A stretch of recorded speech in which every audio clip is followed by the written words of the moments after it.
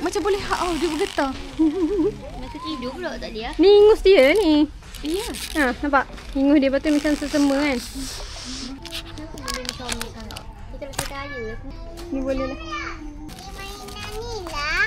Nak beli mainan ni. Tu apa? Kapal terbang. Berarti. Oh,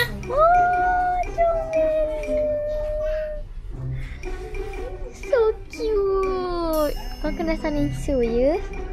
Comelnya ni belakang apa? Belakang.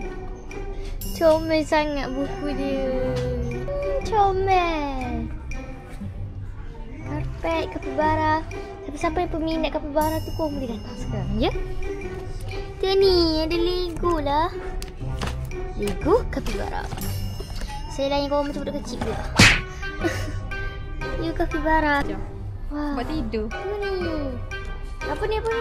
Capybara stocking. Yes. Lah, boleh pakai malam-malam. Macam Kecil cik. tak ada ke? Macam siapa yang menonton. Ha, cute macam tu lah. Bukan anak yang beria, mak dia yang beria. Dia warna hijau ni. Jom. Okey. Macam dia pula yang beli. Okey. Siapa mak kau pandai?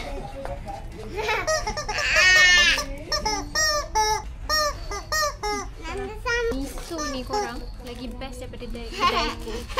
Dia ada lagi banyak pilihan. Sebab tu lah Masya suka pergi Niso. Tapi jarang pergi.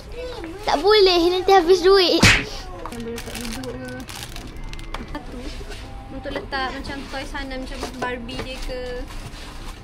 Section yang capybara. Ni semua capybara. Yang blind box tu dekat bahagian sini. Hanan, come. Semua yang bahagian blind box. Kau tengok RM20 je. Semua comel.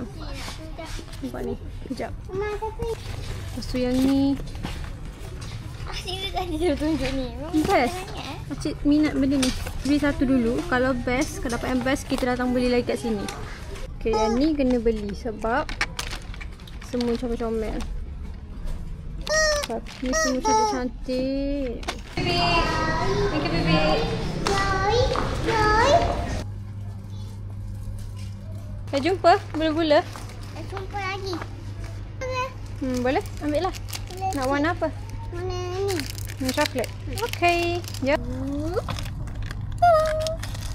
Let's go. Pergi Bayu. Ana beli apa? Beli candy. Kita bayar dulu. Boleh? Nak ambil duit. Ambil duit.